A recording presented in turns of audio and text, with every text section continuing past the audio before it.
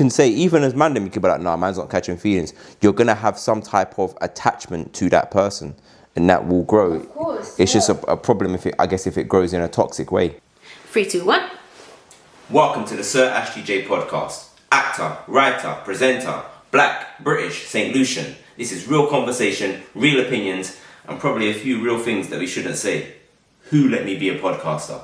Nah! Wagwan Fi Dat!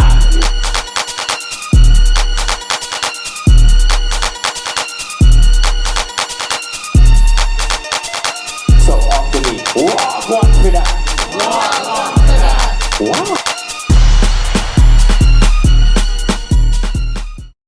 Hey guys, welcome to the Sir Ashley J podcast. This is episode 2. Hope you're well, hope you're blessed, hope you're good.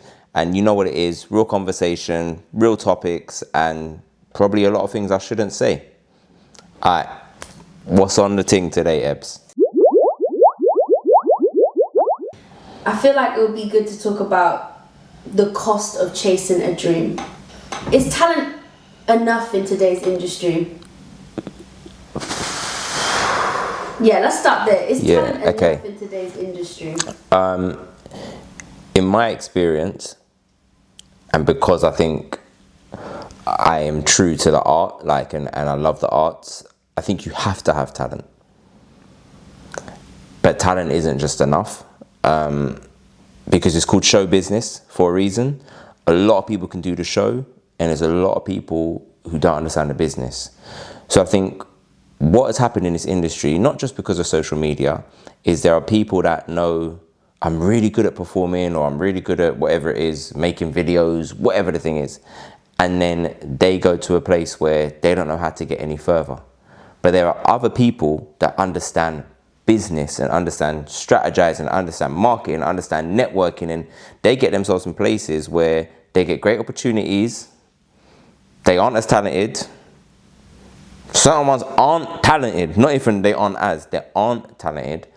And then what happens is, for those talented people who are grinding every day, they're like, well, how am I going to get up? Well, I'm going for this man, all with the auto-tune, but this one, I say choreographer, this one came to my class. This person came to my class, they didn't know left from right. They couldn't count the beat. And so that's where people start thinking, obviously my talent isn't enough. And I guess the phrase that comes into it is sellout. I think it depends how quick you want to get somewhere as well. Depends how quick you want to get somewhere.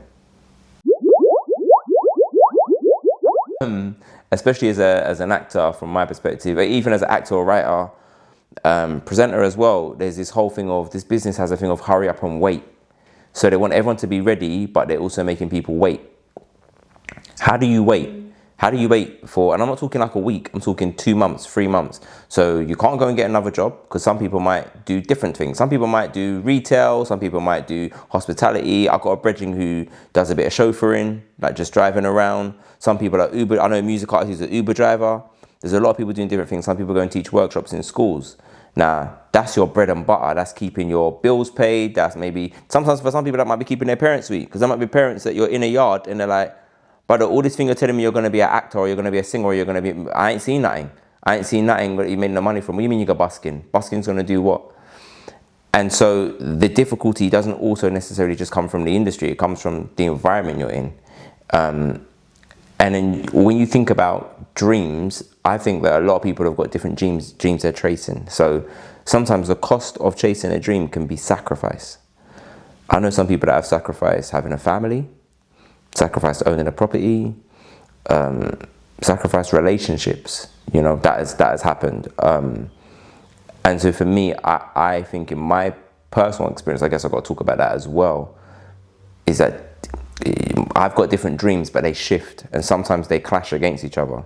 So I may have dreams for my sons, but in order to achieve those things, maybe I can't go and do certain jobs. So I won't tour anymore. I won't do long tours, because Dad needs to be around.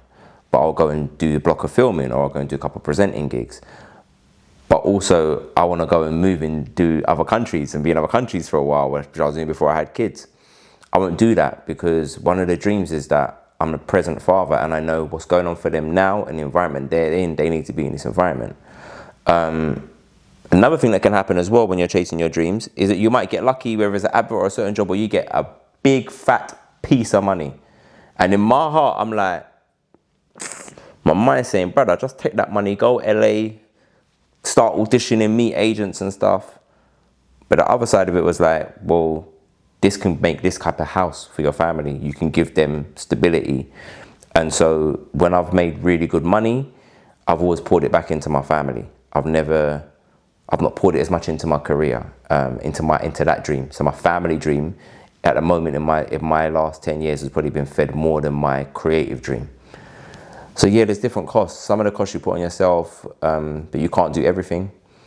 And yeah, the cost of chasing your dreams, man, it can take its toll on you, you know? It can take its toll on you, but you got to stay in your lane. That's the one thing I'll say.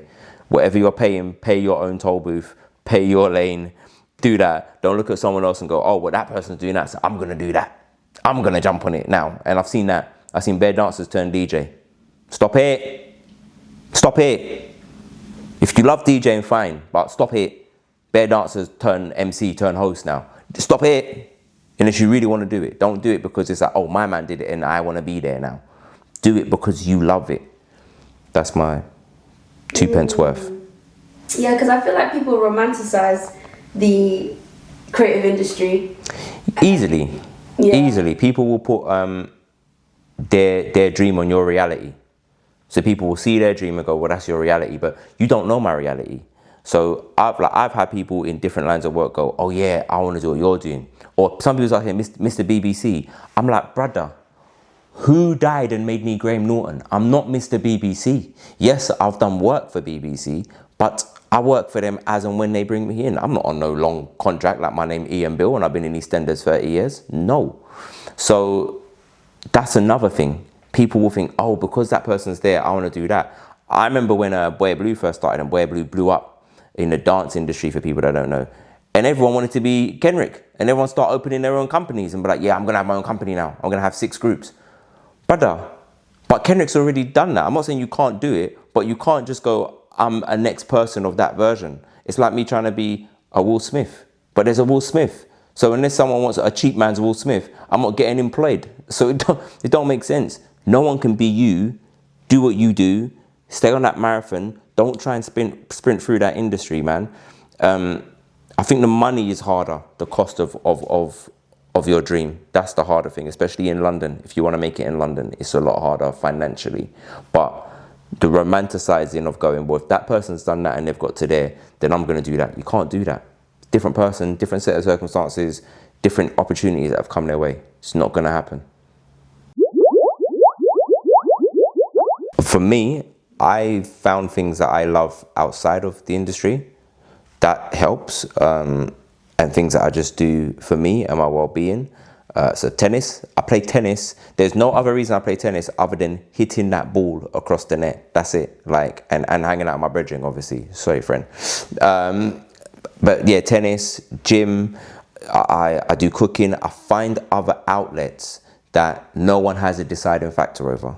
In the entertainment industry, you're so much putting yourself out there and going, am I good enough? Do you like me? Do I get the job? That's going to be part and parcel of that industry, but it doesn't define who you are. What you do doesn't define who you are. And I think that is one of the pieces of advice I would give to people.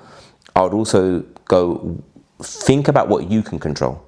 A lot of people think about what's out of their control, like, oh, I haven't had any auditions, my agent this, my agent that, or, oh, I really want to be on that show. Okay, you're not getting on that show. You're not. So what can you do? Can you write something? Can you make your own show? What can you control? Choose what you can control, put your energy in that, and that will create the spaces for you. So much opportunities I've had has been through things I've been creating myself, and people have seen that and gone, oh, snap, you do this, I want to work with you. So I would say, yeah, focus on what you can control, and please remind yourself daily that what you do doesn't determine and define who you are. I'm a person that really, if I like you, like if you're my friend or you're my family and it's coming up to a birthday or a special occasion, I don't want to buy you something. I actually want to create an experience with you. And I think we need to do more of that that because, again, like social media, we're just getting into space of not talking to each other and spending time and being present. So that is something that I want to do more of. My wife and I are going away soon for our anniversary, which is going to be dope. But I prefer that, and that's what's on my mind of like, how many more memories can we make? Because in life, listen, people can get you perfume and aftershave, that will run out. People can, whatever, I don't know, buy you a nice dress or buy you a nice suit. At some point, they might rip, or you might put on a little weight after Christmas and you can't wear it no more, unless you want to lose the weight or lose the outfit. But when you make those memories and you have those experiences, that's where like living is. That's where life is, like where you're living, like you're connecting with someone in engagement. So that's been on my mind more of like making memories that count, making special moments with people. All right, people, it's the second episode and we've already got a new segment in the show. Oh. This is called This or That. Eberson's gonna ask me this or that, and I have to just say which one I choose. I can't say why, and I have to choose one. This is probably going to end badly for me, but great entertainment for you lot, hopefully. Okay. Fame or freedom? Freedom. Passion or peace?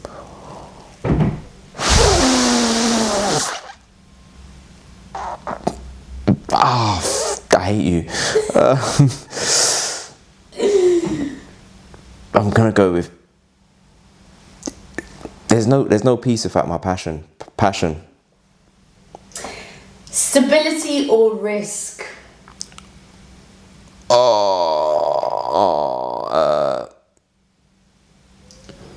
Risk. Rejection or regret? Rejection. Theatre or TV? I'm gonna upset a lot of people. Theatre. TV. Oh gosh. Money or meaning? Meaning. Talent or discipline? Talent. Private life or public recognition? Private life.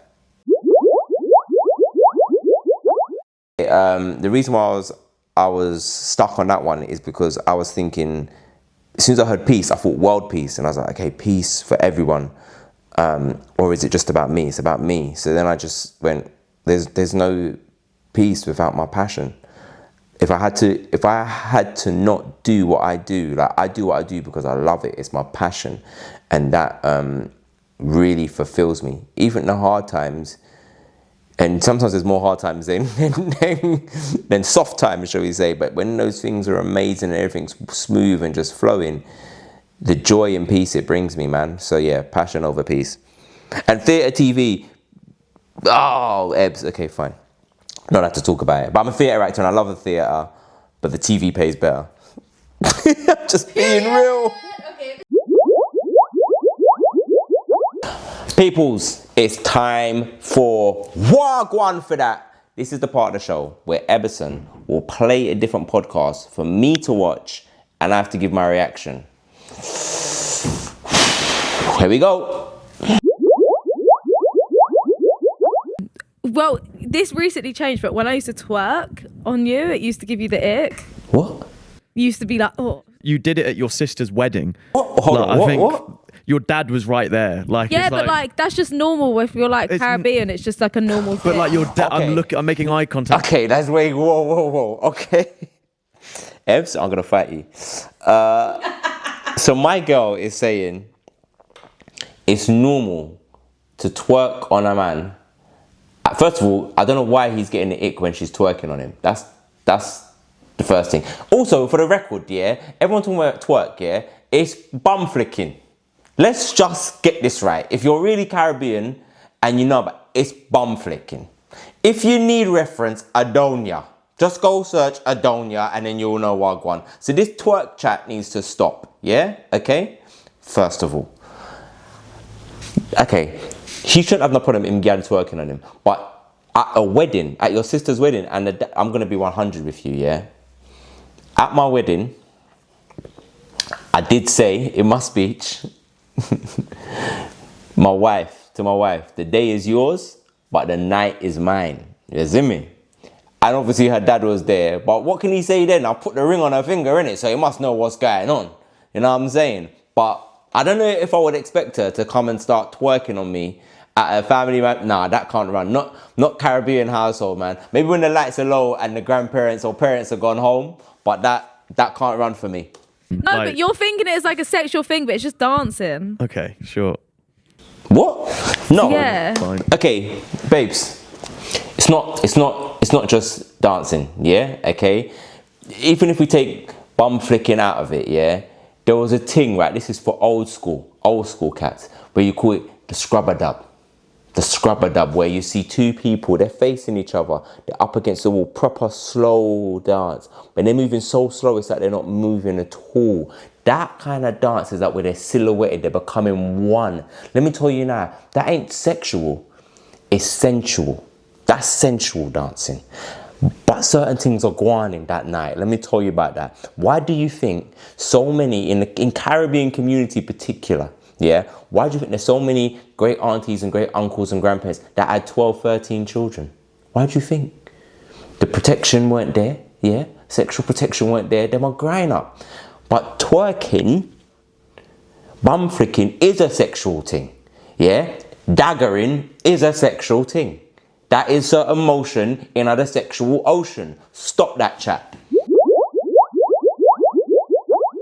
Please don't mention my name when you read this. I'm 30, recently got out of a 4-year relationship with my boyfriend, 34, who I thought I'd marry. Our families have been getting to know one another. We've been discussing marriage and kids to happen in 2025, but now I've ended it. It was primarily Okay, go on. because of bad communication, which we never really struggled with initially. But there's just a lot around this which makes me question whether we would be modeling a healthy way of conflict resolution for our future kids. There have also been a few things around being unequally yoked and trust issues. He didn't cheat, but sometimes just lies for no reason. Okay. Sounds like me, shit. We've generally had a great relationship. He's ambitious, stable, and a gentleman. Did I make a mistake? Can these things be worked on, or would these just get amplified in marriage? Should I spin the block? Okay, I had to just watch that to get context. So my girls ended it because it just sounds like the communication started to break down. And he lies for no reason. Okay, I've never known anyone to lie for no reason. Yeah, even if someone's lying, they're either lying to cover up something or protect their image. So some people may lie that things might be better than they actually are. For example, this brother might be in a situation where she might think, yeah, he said he's stable, he's this, that, other. He might not be. Might have lost his job, or who knows, whatever. I don't know. I don't know the man. So there must be a reason behind that. I think if you've been together, it said 4 years, I think they said. 4 years? Yeah, about 4 years. 4 years is enough to have a strong foundation to go, this is how I intend to go on. Also, I don't understand this. As someone who's married with children, I do not understand why people think, okay, everything's got to be perfect, then we can get married, and it's going to be perfecter. Whatever your beliefs, I'm a Christian, but whatever your beliefs, we know scientifically, anyway, there is no such thing as perfect. No one can be perfect in every aspect of themselves. So what I don't understand is the level of commitment, in a sense of to keep working at stuff. I love you enough to, our families get to know each other, we're speaking about marriage. I don't understand. I don't know. She just sounded like maybe she got cold feet, or it wasn't her dream of a man wasn't in his reality. It wasn't in his reality. It wasn't presented through his reality. It's a sad one, but I think it's a bigger question of are people willing to really go the extra mile for relationships? Are people willing to do that, to seriously commit? And also, you've just got to be honest with each other. Meet someone where they are. Like, I think, you know, we men and women got to stop putting themselves all the way up here and saying, I'm up here, come meet me up here, or yeah, man's got this, it's patterned, and then you're not. And even if you're up there financially, you might not be up there emotionally. You know, are you emotionally literate? You might be financially literate, but are you emotionally literate? So I think they're the things to think about, of going, how do you build and grow together? Yes, get to know each other, but grow with each other. Be humble with each other. Be able to show your vulnerability, be able to show where you are struggling. And a marriage is about a partnership. The contract is, I'm having a contract to have a partnership with you for your better, for my worse, for my better, for your worse. So I think she made a mistake, if I'm honest. I think she made a mistake. I think there should have been a deeper conversation. But if he's never gonna get past lying or not being completely open with her, then they're never gonna progress to that next level. But nothing's ever gonna be perfect. You just gotta work at it to make it the best you can. And both people, last thing I'm gonna say, both people need to be willing. A lot of relationships people get into, one person is willing, one person isn't. And they're only willing when things are great. And you gotta be willing when things are crap as well. That's it. Merry Christmas. Okay guys, that is all we got time for today, but please do like, comment, subscribe, follow at The Ashley J Show. Also guys, email us your dilemmas, your questions, your problems. If I don't have the answer, Eberson does. Trust me, yeah? Get onto the emails. It's theashleyjshow@gmail.com, which is on the screen right now. If you enjoyed it, let everyone know. But if you didn't, keep your big mouth shut. I'm Ashley J, Eberson Productions. See you on the other side.